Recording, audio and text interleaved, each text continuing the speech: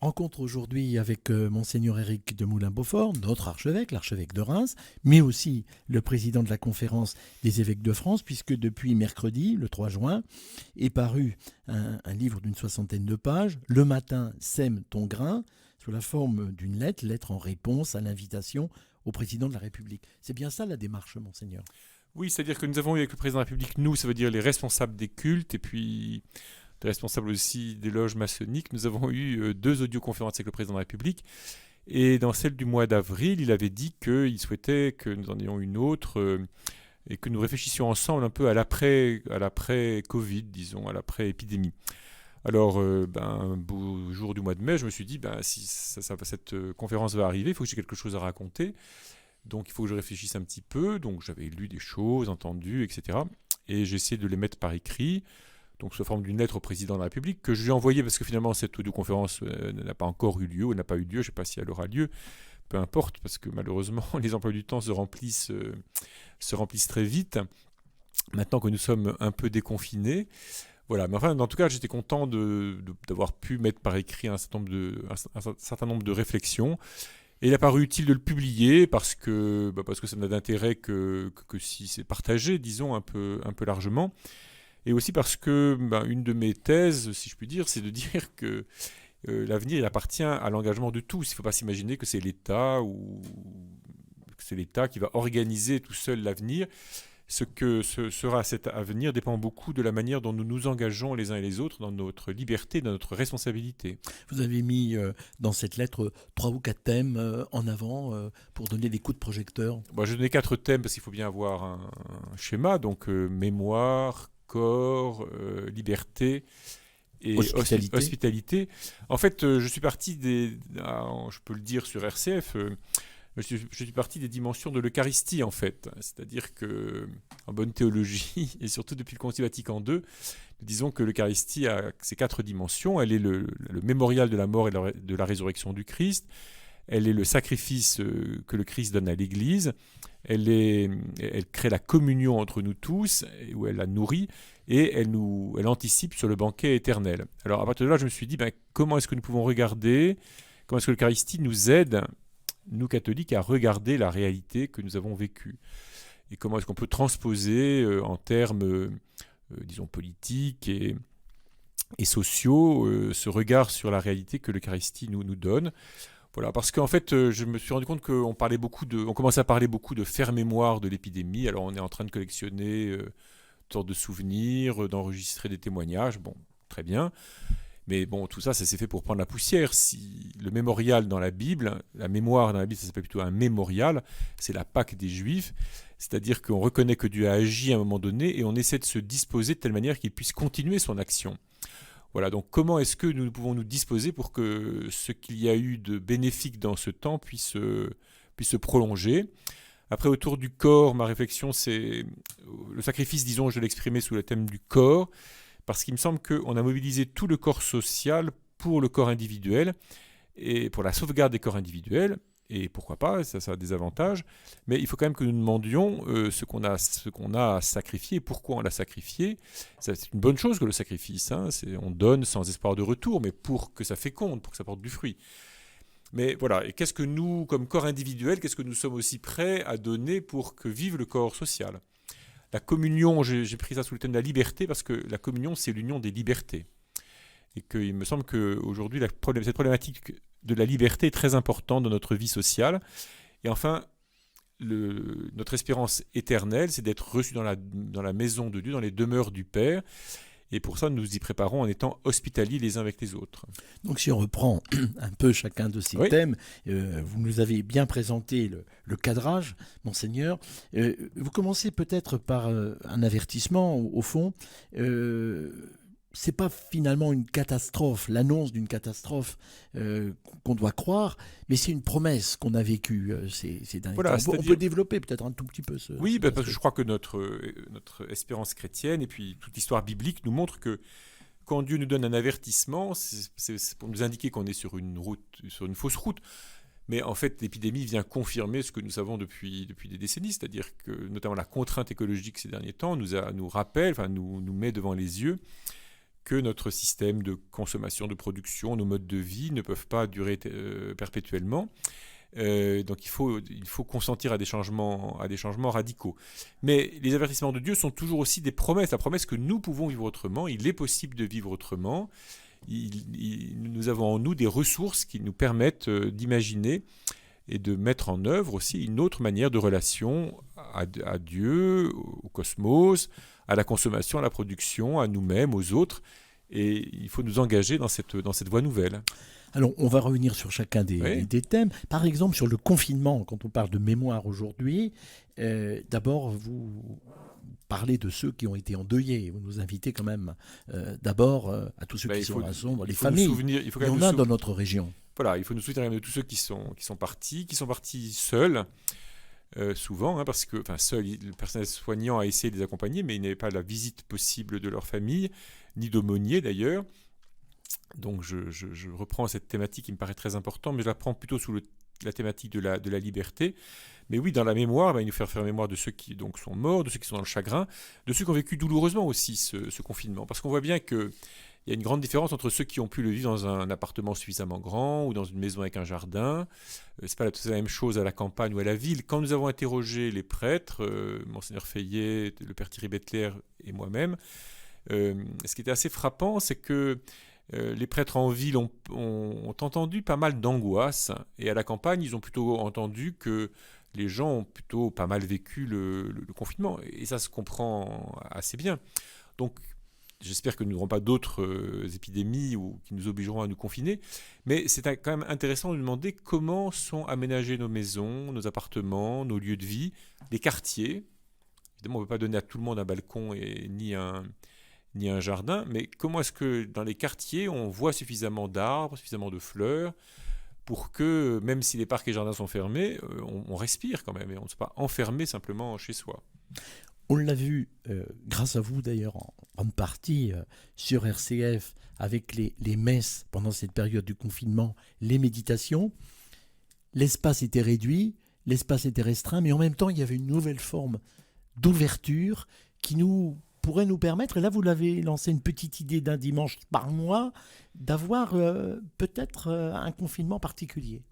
C'est-à-dire, je propose qu'on ait un dimanche par mois, oui, un confinement, un dimanche confiné, c'est-à-dire où on ne bouge plus, on ne prend plus la voiture. C'est un peu utopique, il faudrait préciser les modalités, mais parce qu'il me semble que nous avons fait une belle expérience et qu'il faut nous en souvenir. En fait, ça reviendrait à vivre un dimanche comme jadis, si je puis dire, c'est-à-dire un dimanche où on reste un peu chez soi, on habite en famille, on essaie d'habiter aussi sa maison. On essaie de trouver... d'aller faire des courses le dimanche. On ne fait pas des courses le dimanche. On ne va pas non plus à l'autre bout de la France dans un lieu culturel. Je sais bien que les lieux culturels ne vont pas apprécier, mais on essaie de trouver à côté de chez soi, et si possible accessible à pied ou à bicyclette. Alors, il faut le rendre possible. Je ne dis pas que c'est possible aujourd'hui, mais je dis qu'il faut le rendre possible parce que nous savons bien que nous devons limiter nos transports, nous devons apprendre à vivre plus localement pour des raisons d'écologie, pour des raisons d'équilibre de la planète, etc. Donc, il faut qu'on s'entraîne. Et ça ne peut, bien sûr, on peut le faire par des décisions individuelles. Mais en fait, ce qui rend les choses possibles et plutôt facile, c'est que tout le monde soit à la même enseigne. Place à l'écoute, place...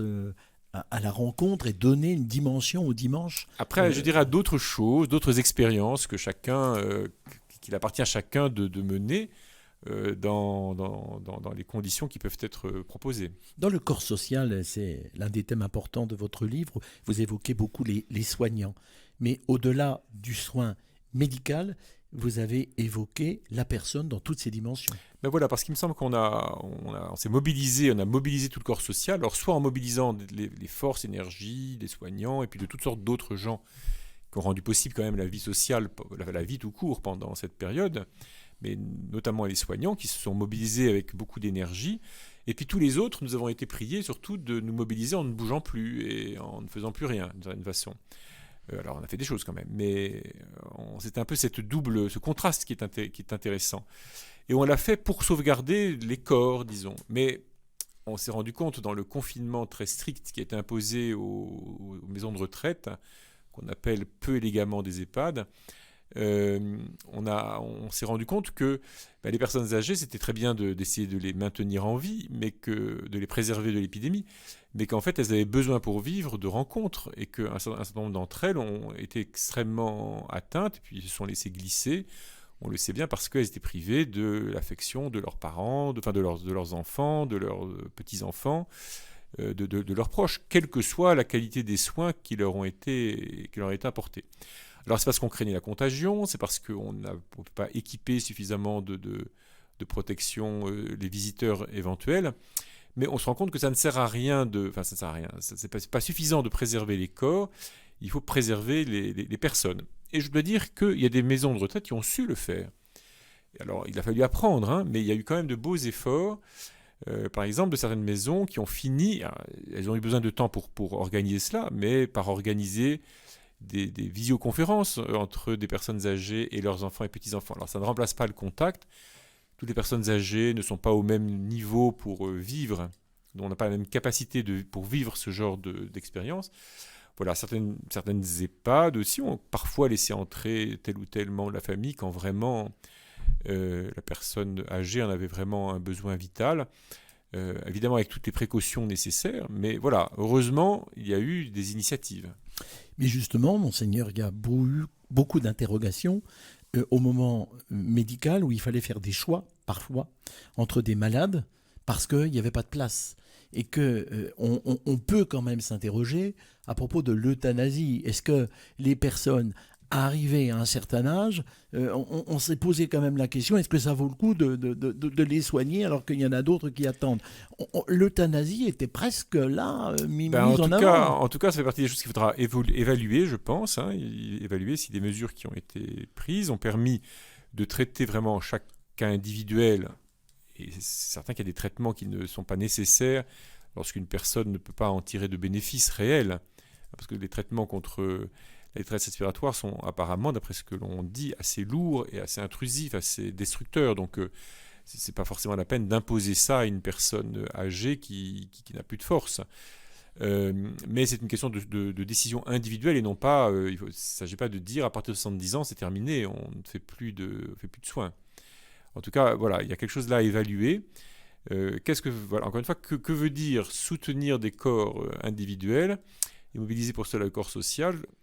Et surtout si, au bout d'un moment, on dit, on mobilise toute une nation pour soutenir des corps individuels jusqu'au jour où on dit, eh bien, ces corps ne servent plus à rien. Non, ce sont des personnes, et ce sont des personnes que nous essayons d'accompagner. Et la mort n'est pas un échec, ceci dit. La mort fait partie de la vie, la mort c'est encore un moment humain. Le tout c'est de l'entourer, de l'accompagner comme il convient. Et vous avez évoqué également, par exemple, dans l'hôpital, le rôle des aumôneries, le rôle de... Oui, voilà, parce que j'étais très frappé de ce que, dans les tout débuts du confinement, on a dit, dans les hôpitaux, plus de personnel non nécessaire, et dans ce personnel non nécessaire, on a mis des aumôniers. Alors, ça fait que ceux qui pouvaient accompagner des personnes malades, en détresse, en grande difficulté, quel que soit le culte, d'ailleurs, quelle que soit la foi de ces personnes. Et les aumôniers ont un certain art aussi pour accompagner des personnes qui même n'ont pas de foi, mais qui méritent d'être accompagnées dans ce moment de la mort, surtout quand les familles ne peuvent plus venir. Et puis surtout, deuxième aspect, le personnel soignant ne peut pas tout assurer. Et on avait porté le poids de l'accompagnement des mourants sur le personnel soignant tout seul, ce qui me paraît disproportionné et injuste à l'égard du personnel soignant. Dans un autre domaine, évidemment, vous l'avez évoqué, il n'était pas question, et pour vous en tant que responsable dans l'Église catholique de France, de ne pas respecter les règles de sécurité, les gestes barrières, la santé, mais en même temps, la liberté de culte, d'une certaine façon, si elle n'était pas vraiment menacée, elle pouvait quand même apparaître.